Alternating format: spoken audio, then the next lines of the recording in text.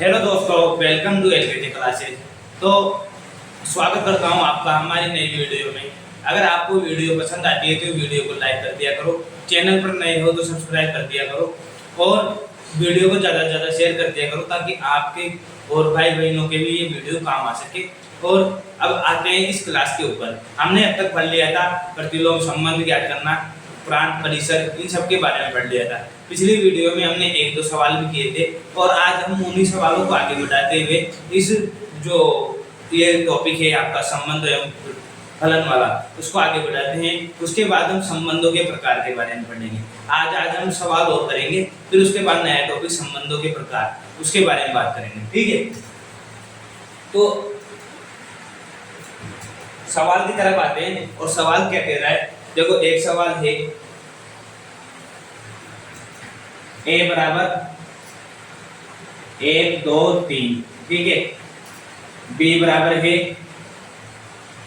4 5 और 6।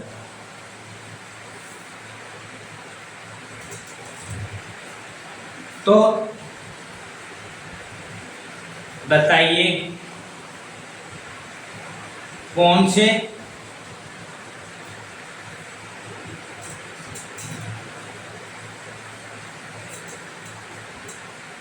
समूह में ए से बी संबंध है, ए से बी के मध्य संबंध, ए से बी के मध्य संबंध है।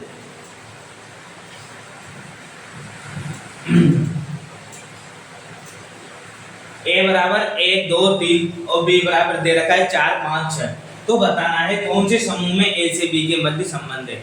अब जब भी मैंने ये कहा कि अगर ऐसा सवाल आ जाए कि ए से बी के मध्य संबंध बताना है, तो ए से बी के मध्य संबंध कैसे बताते हैं। जैसे इसमें एक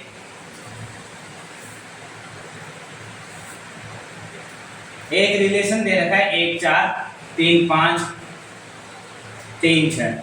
अब जिसमें पिछली क्लास, जो पिछली वाली 4 क्लासें हो चुकी है, वो अगर अच्छे तरीके से देखी होगी तो उसको देखते समझ में आ गया होगा कि इसमें संबंध है या नहीं।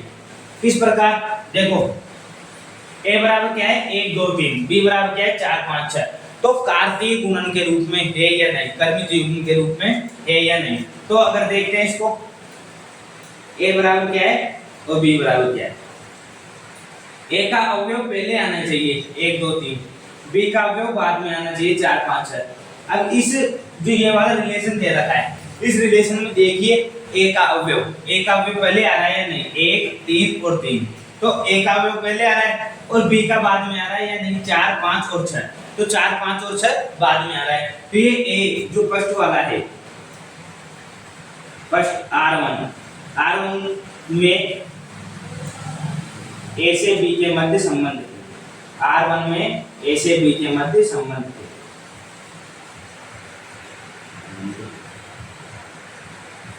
क्या है, R1 में a से b के मध्य संबंध है। ये सवाल मैं पहले भी करवा चुका हूं, पहले इसका दूसरा सवाल हुआ था, ये एक और सवाल करवा रहा हूं। ठीक है, पहले उदाहरण का सवाल था, अभी प्रश्नावली का सवाल है। तो 1 2 3 और 4 5 6 ये a के अवयव है और ये b के अवयव है। अब a से b के मध्य संबंध है या नहीं, क्योंकि पहले a के अवयव आ रहे हैं, देखो ठीक है, फिर b के आ रहे हैं, तो कर्मित युग्म नहीं बिगड़ रहा है इनका। अगर कर्मित युग्म जब बिगड़ता जब पहले b के अवयव आ जाते फिर a के अवयव आते तो कर्मित युग्म बिगड़ जाता। ठीक है, अब इसका सेकंड देखो,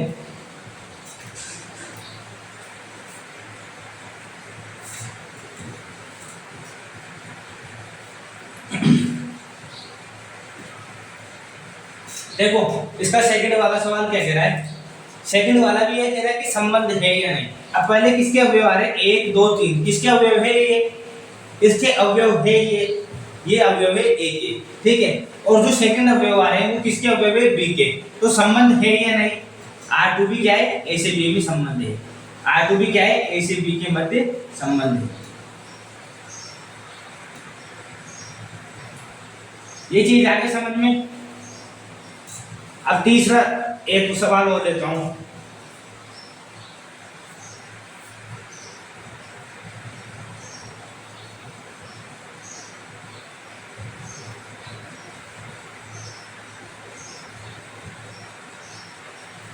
एक 4 3 5 5 1 और 6 अब ये देखो, ये ए का अवयव है, ये ए का अवयव है, लेकिन ये किसका अवयव है? ये 5 किसका अवयव है? बी का। ठीक है, तो 5 बी का अवयव है, तो यहां लिख सकते हो R3 कर्मित युग्म में नहीं है, कर्मित युग्म के रूप में नहीं है।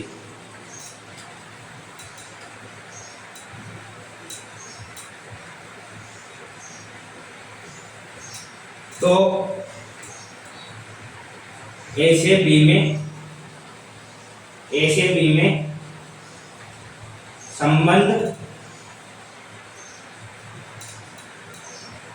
ए से बी में क्या है? संबंध असत्य, क्योंकि जो R3 है वो कर्मित युग्म के रूप में नहीं है, तो ए से बी में क्या है? संबंध असत्य। अब पहले वाले में R1 में क्या है? ए से बी के मध्य संबंध है, R2 में क्या है? ए से बी के मध्य संबंध है, क्योंकि पहले क्या है? ए के अवयव, इसमें भी क्या है? पहले ए के अवयव।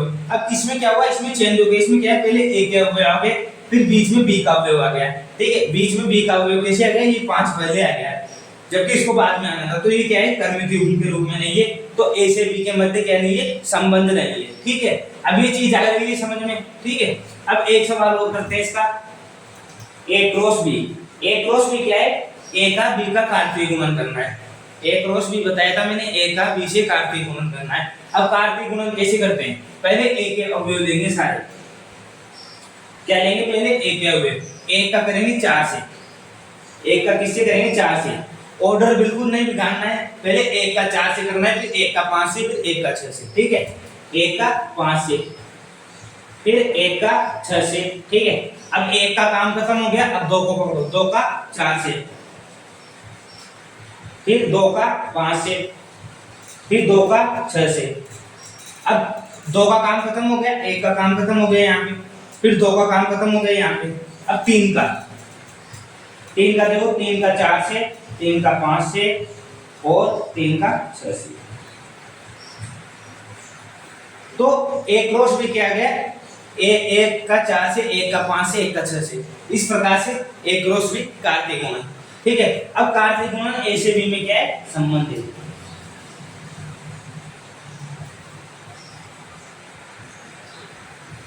ए से बी में क्या है? संबंध है। ये यही तो पूछ रहा है कि ए क्रॉस बी संबंध है या नहीं, तो ए से बी में क्या है? R4 संबंध है।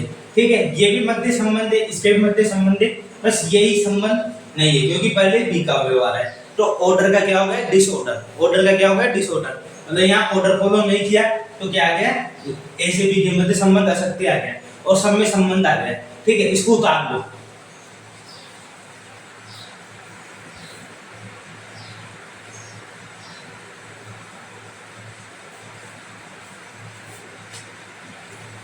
ले लिया वो स्क्रीनशॉट, अगले सवाल की तरफ चलते हैं। अब आज और इस मतलब संबंध के सवाल होंगे, फिर कल से संबंध का नया टॉपिक चलेगा, संबंधों के प्रकार। तो इसलिए आप ध्यान से समझ लो, और पहले भी इसकी 4 क्लास हो चुकी है, तो जो भी कोई नया बच्चा हो या जो भी नई ऑडियंस हो देख रहे हो, तो वो पहले 4 क्लास ले, उसके बाद ये चीज देखे। समझ में तब आएगा जब आप शुरू से पढ़ोगे। मैं तो ये कहता हूँ, आप प्ले लिस्ट खोलिए, प्ले लिस्ट में आप समुच्चय उसको पहले कवर कीजिए। 3 घंटे का समुच्चय, ज्यादा देर का नहीं है, 3 से 4 घंटे का समुच्चय। ठीक है, उसके बाद आप संबंध एवं फलन को खोलिए और संबंध एवं फलन कीजिए।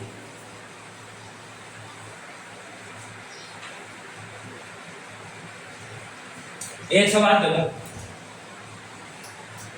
ए बराबर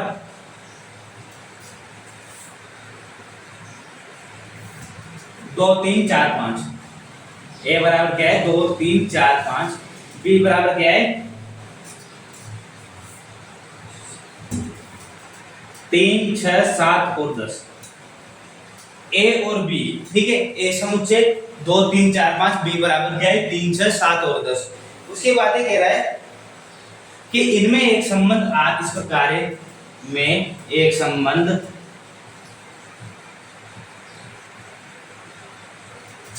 आर इस प्रकार है, संबंध आर इस प्रकार है कि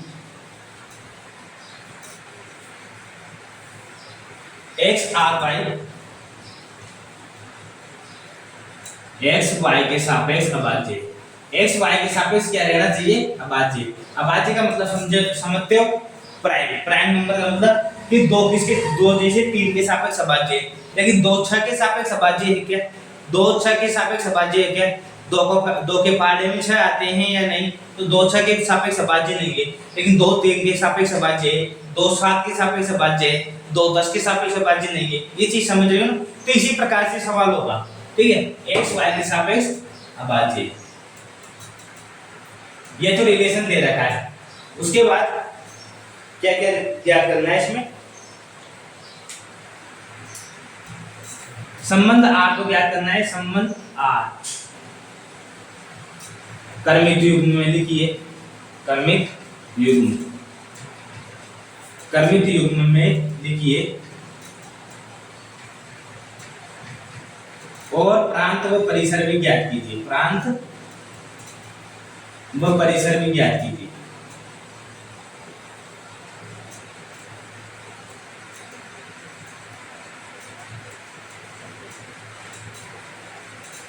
प्रांत और परिसर भी ज्ञात करना है। ए बराबर क्या दे रखा है? 2 3 4 5। बी बराबर क्या दे रखा है? 3 6 7 और 10 में एक संबंध R इस प्रकार है कि x और y में एक रिलेशन है कि x y के सापेक्ष अभाज्य है। हमेशा जो रिलेशन वाली लाइन है ना, रिलेशन का नियम दे रखा है, उसको समझने की कोशिश करो। वो क्या कह रहा है? x रिलेशन y इस प्रकार है कि x y के सापेक्ष क्या है? अभाज्य। मतलब x क्या है? y के सापेक्ष अभाज्य। y के मतलब x के पहाड़े में y नहीं आना चाहिए। इसका मतलब क्या है? x के पहाड़े में y नहीं आना चाहिए। देखो इस प्रकार, जैसे अगर मैं ये संबंध बनाऊं a, थोड़ा बड़ा बना देता हूं, छोटा सा बन गया है। अब सही है a, ये क्या है b। मैं थोड़े चित्र बनाने में ऐसे ही हूं तो कोई दिक्कत नहीं है। 2 3 4 और 5 अपन को क्या है समझना है। ये फालतू सूत्री मुंह लाने से कोई मतलब नहीं, ठीक है। 3 6 7 और 10। अब ये देखिए, जो पहला अवयव लूंगा मैं 2, क्रमिक युग्म में क्या लेते हैं? पहला अवयव, ठीक है। अगर पहला अवयव में 2 लेता हूं तो 2 के सापेक्ष 3 अभाज्य है या नहीं? 2 के सापेक्ष 3 अभाज्य है या नहीं? 2 के पहाड़े में कभी 3 आते हैं क्या? नहीं आते। तो पहला रिलेशन क्या बनेगा? r बराबर 2 और 3, ठीक है। अब 2 के पहाड़े में 6 आते हैं तो ये रिलेशन नहीं बन सकता 2 का 6 से, ठीक है। लेकिन 2 का 7 से रिलेशन बन सकता है। इससे रिलेशन बन सकता है 2 का 7 से, ठीक है। 2 का 10 से रिलेशन नहीं बन सकता क्योंकि 2 के पहाड़े में 10 आते हैं, मतलब 2 के सापेक्ष 10 अभाज्य नहीं है, ठीक है। अब उसकी बात करें 3 की। 3 के पहाड़े में 3 आते हैं तो 3 अभाज्य नहीं है, 6 भी नहीं है। 3 के पहाड़े में 7 अभाज्य है, ठीक है। 3 के पहाड़े में 10 अभाज्य है। 4 की बात करें तो 4 के पहाड़े में 3 अभाज्य है, ठीक है। 4 के पहाड़े में 6 अभाज्य नहीं है। 4 के पहाड़े में 6 आते हैं, नहीं आते, लेकिन 6 अभाज्य, तो 4 के पहाड़े में 6 भी अभाज्य हो गए, ठीक है। 4 के पहाड़े में 6 भी अभाज्य हो गए। फिर 4 के पहाड़े में 6 नहीं आते, मतलब 4 के सापेक्ष 6 क्या है? अभाज्य, ठीक है। और 4 के सापेक्ष 7 भी अभाज्य है और 4 के सापेक्ष 10 भी अभाज्य है। सही है।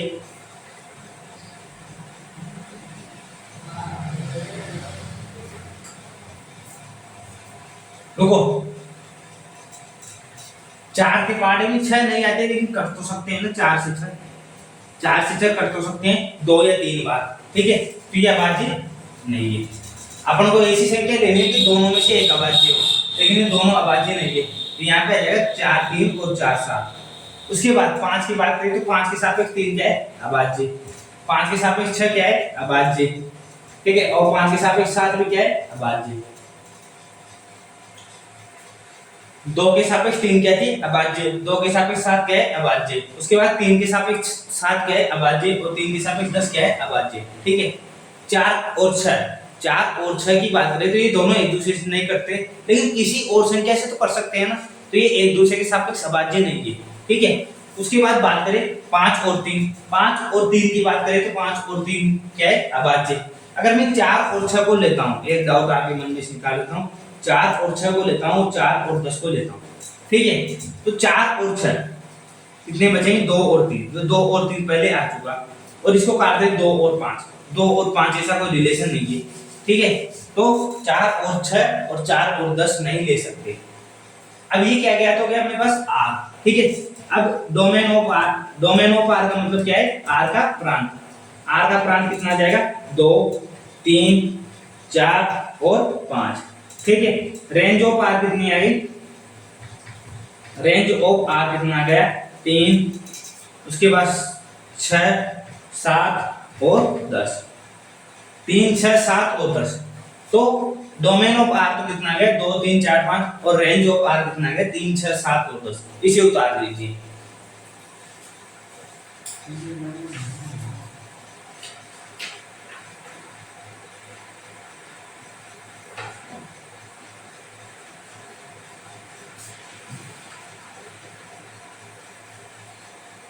उतार लिया होगा आपने, स्क्रीनशॉट ले लिया करो, ठीक है।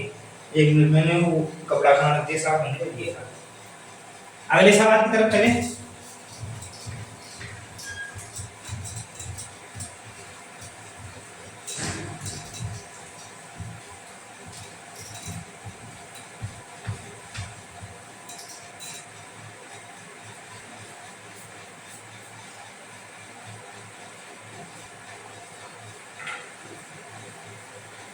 देखो, एक पूर्णांकों का समुच्चय, पूर्णांकों का समुच्चय जानते हो, पूर्णांकों का समुच्चय, पूर्णांकों का समुच्चय मतलब पूर्णांकों का समुच्चय जेड, ठीक है। पूर्णांकों का समुच्चय जेड है में एक संबंध, जेड में एक संबंध आर, संबंध आर इस प्रकार है, संबंध आर इस प्रकार है कि x relation y, x relation y x square plus y square बराबर 25, x square plus y square बराबर 25, ठीक है, 25, ठीक है। तो R तथा R इनवर्स, R इनवर्स ज्ञात कीजिए, वह इनके प्रांत भी ज्ञात कीजिए, वह इनके क्या ज्ञात कीजिए, प्रांत, वह इनके प्रांत भी ज्ञात कीजिए, ठीक है। यदि पूर्णांकों का समुच्चय जेड, पूर्णांकों का समुच्चय जानते हो, पूर्णांक किसे कहते हैं, माइनस 5 -4 -3 -2, इसी प्रकार माइनस अनंत से चालू होकर प्लस अनंत तक जाती है ये संख्या, इस प्रकार जाती है माइनस अनंत,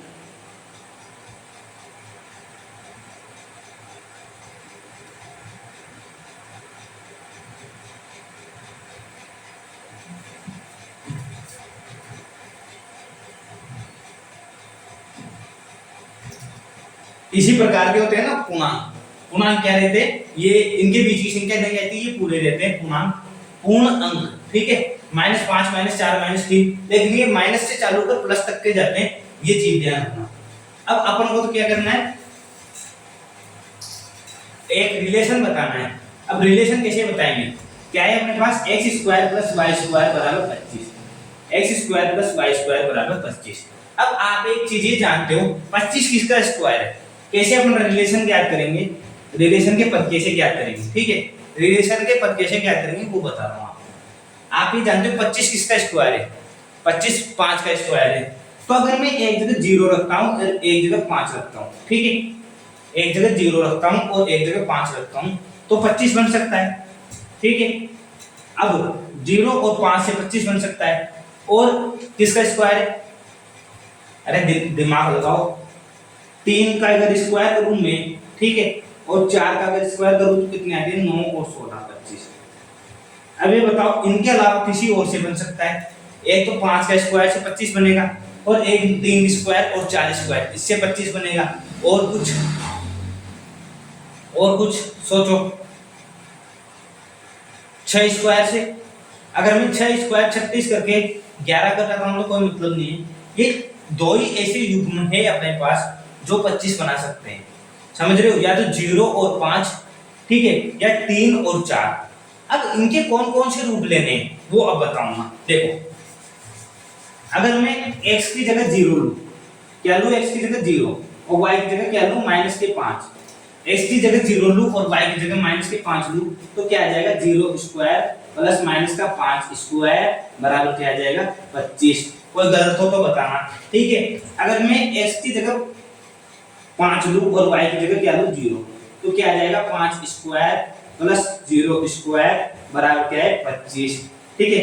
अगर मैं x की जगह माइनस के 5 लूं और y की जगह 0 लूं तो क्या आ जाएगा -5 का स्क्वायर प्लस 0 का स्क्वायर बराबर 25, ठीक है। अगर ये आपको समझाने के लिए अगर आप समझते हो कि 0 और 5 एक युग्म है उससे 25 बन सकता है और 3 और 4 एक युग्म है उससे 25 बन सकता है तो आप डायरेक्ट इस सवाल को कर सकते हो। डायरेक्ट ऐसे कर सकते हो कि आप जानते हो 0 और -5 ले सकते हैं, -5 और 0 ले सकते हैं, ठीक है।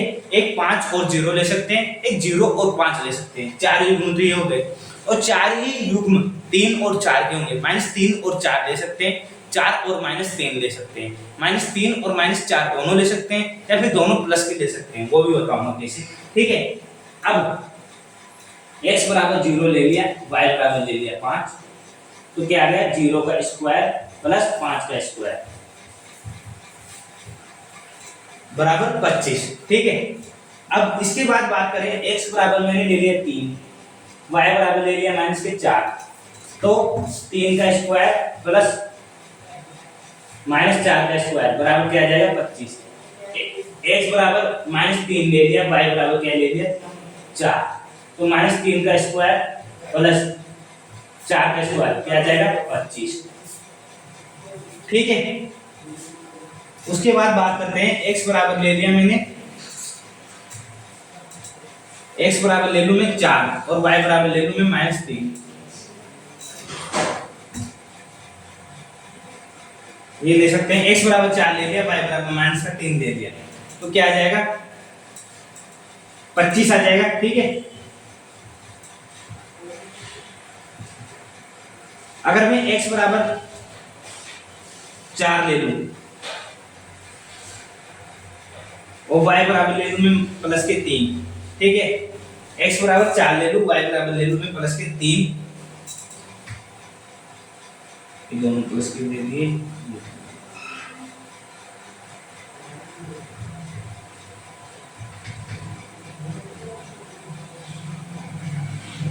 ठीक है। तो 4 स्क्वायर प्लस 3 स्क्वायर बराबर क्या आ जाएगा 25।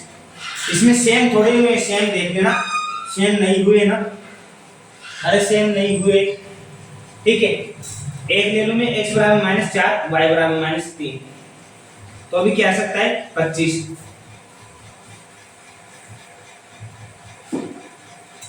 देखो मैंने x बराबर 3 प्लस का ले लिया है और -3 ले लिया, ठीक है। फिर x बराबर 4 ले लिया और माइनस का 4 ले लिया, उसके बाद y का मान 4 और 3 4 दोनों ले लिए, 3 और 4, ठीक है। यही आएंगे अपने पास। रिलेशन निकालते हैं, रिलेशन निकलेगा 0 और -5, 0 और 5, ठीक है, 5 और 0, -5 और 0, उसके बाद 3 और 4, 3 और -4, ठीक है, -3 और 4 और -3 और -4, उसके बाद 4 और 3, -4 और 3,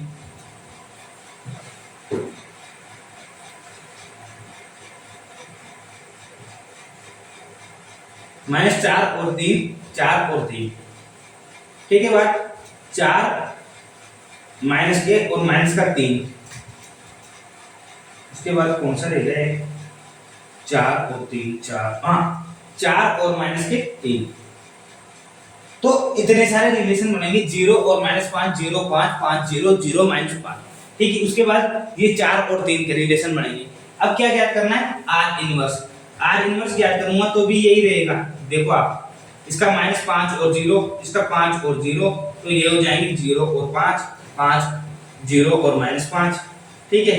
उसके बाद 4 और 3, -4 और 3, 4 और माइनस के 3, -4 और -3, 3 और 4, 3 और -4, -3 और -4 और -3 और 4। ठीक है, ये R इनवर्स बन गया। अब डोमेन ऑफ R ज्ञात करनी है। Domain of R, domain of R कितनी आएगी अपने पास? 0 आ जाएगी, 5 आ जाएगा, माइनस का 5 आ जाएगा, माइनस का 3 आ जाएगा और माइनस का 4 आ जाएगा। ठीक है, माइनस का 3 माइनस का 4, 3 भी आ जाएगा और 4 भी आ जाएगा।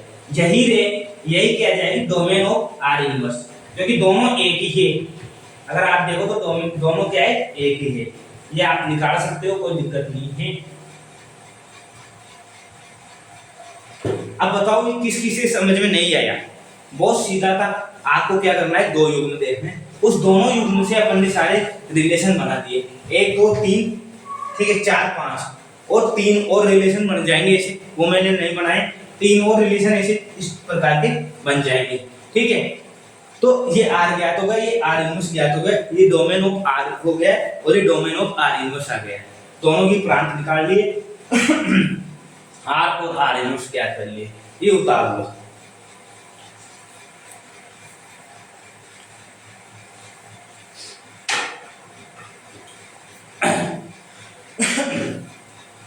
क्या है, 2 दिन से क्लास नहीं आ रही थी। 2 दिन से क्या है, गला बहुत भारी हो रखा है, क्योंकि मुंह में क्या है, छाले हो रखे हैं बहुत ज्यादा। तो छालों की वजह से मुझसे बोला नहीं जा रहा है। आज थोड़े कम है, इसलिए मैंने क्लास दे दी। नहीं तो क्या है, गले में मतलब एक तो खराश और मुंह में छाले हो रखे हैं, तो बोला भी नहीं जा रहा है ढंग से, इसलिए। पर आज मैंने दे दी थी क्लास आपकी। ठीक है, उतार लिया होगा, स्क्रीनशॉट ले लिया होगा, आगे चलते हैं।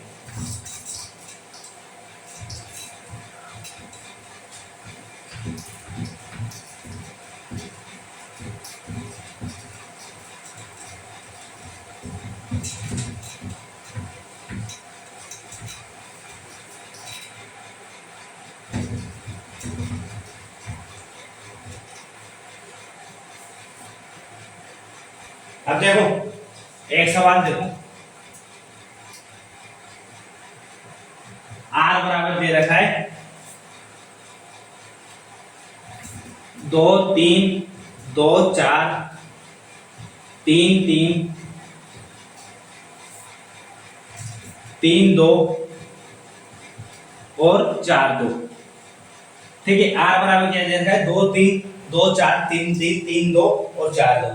ठीक है, इसका क्या ज्ञात करना है? R इनवर्स कर लोगे, क्या आएगा? R inverse. अब आप मेरे सामने नहीं बैठे, नहीं तो अभी आपसे निकलवाता क्या आएगा। बहुत सीधा है, सब एक साथ बोलो। 3 2 4 2, ठीक है, उसके बाद 3 3, उसके बाद 2 3 और 2 और 4, ये आ जाएगा। एक सवाल और लेता हूं, ठीक है, सेकंड वाला।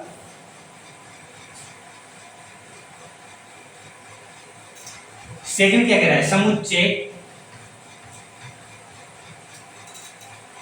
ए, समुच्चय ए 0 1 2 से 10 तक है। ठीक है, 10 तक में R इस प्रकार परिभाषित है। R इस प्रकार परिभाषित है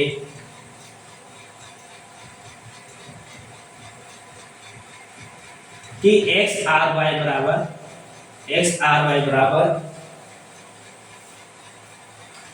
2x प्लस 3y बराबर 12, 2x प्लस 3y बराबर 12, 2x प्लस 3y बराबर 12। मतलब a बराबर क्या है? तो इसका क्या निकालना है? R inverse. क्या निकालोगे? इसका R इनवर्स ज्ञात कीजिए। अब R इनवर्स कैसे निकालोगे? जब R निकालोगे तभी तो R इनवर्स निकाल पाओगे। अब R इनवर्स क्या है इसका? a बराबर क्या है? 0 1 2 3 4 5 6 7 8 9 और 10। ठीक है, अब मैं क्या कह रहा हूं आपसे? 2x प्लस 3y बराबर 12। यहां से क्या निकालोगे? 3y का मान 12 माइनस 2x, y बराबर क्या आ जाएगा? 12 माइनस 2x बटा 3। अब y की जगह एक एक मान रखेंगे अपन। क्या रखेंगे? ये हटा दो, इसको उतार दो पहले, इसको उतार दो एक बार, स्क्रीनशॉट ले दो। यहां पर ले लिया वो स्क्रीनशॉट। ठीक है, अब यहां देखो एक बार, क्या आ गया? y का मान 12 माइनस 2x बटा 3। अब मैं y बराबर 0 रखूं, ठीक है, y बराबर 0 मत रखो, x बराबर 0 रखो, x बराबर 0 रखने पर, ठीक है, x बराबर 0 रखोगे तो y का क्या मान आएगा, 12 माइनस 0 तो 3 4, ठीक है, तो क्या बन जाएगा 0 का 4 से, ओके।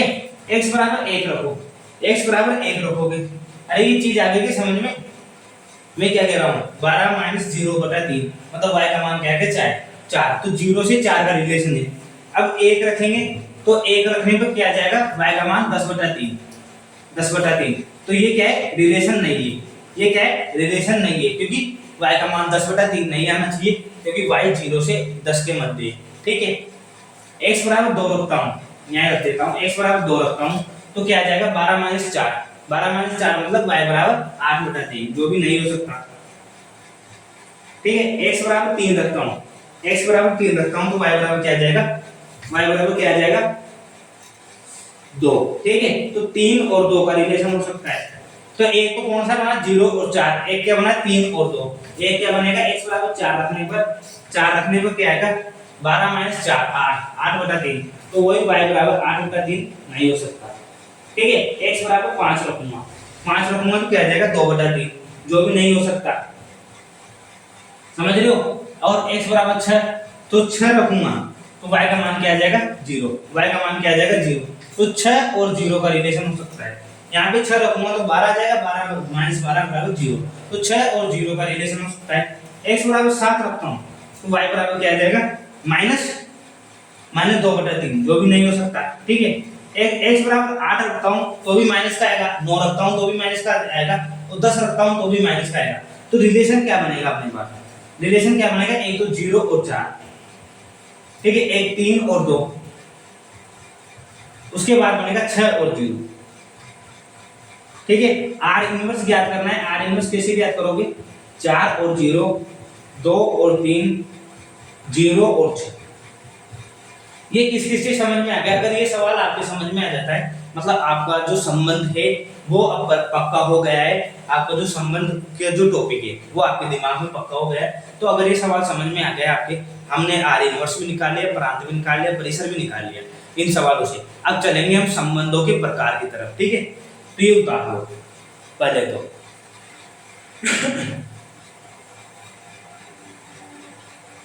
ठीक है, आपने स्क्रीनशॉट ले लिया होगा। आप आज ये जो संबंध का टॉपिक है ये खत्म होता है, अब चलेंगे अगली क्लास में संबंधों के प्रकार, ठीक है। इसका ये अगला टॉपिक है संबंधों के प्रकार। अभी तक हम पूरी क्लास खत्म नहीं किए, अभी हमको पढ़ना है संबंधों के प्रकार, फिर फलनों के प्रकार, फिर ये टॉपिक हमारा जो हमने चालू किया है ना खत्म हो जाएगा। तो इसकी 10-12 क्लास आपकी होगी, ये कंफर्म है। और आज के लिए इतना ही। आपको अगर वीडियो पसंद आती है तो वीडियो को लाइक कर दिया करो और ज़्यादा से ज़्यादा शेयर कर दिया करो, ताकि और दोस्तों के पास भी वीडियो पहुंचे और उनको भी इस फ्री ऑफ कॉस्ट की क्लास, जो अगर आप 10,000 रुपये या 8,000 रुपये फीस देकर किसी से पढ़ रहे हो तो वो आपको फ्री ऑफ आपके घर पर मिल रही है, वो अच्छा है। तो आप वीडियो को बस लाइक कर दिया करो और शेयर कर दिया करो। Thanks for watching this video, ठीक है।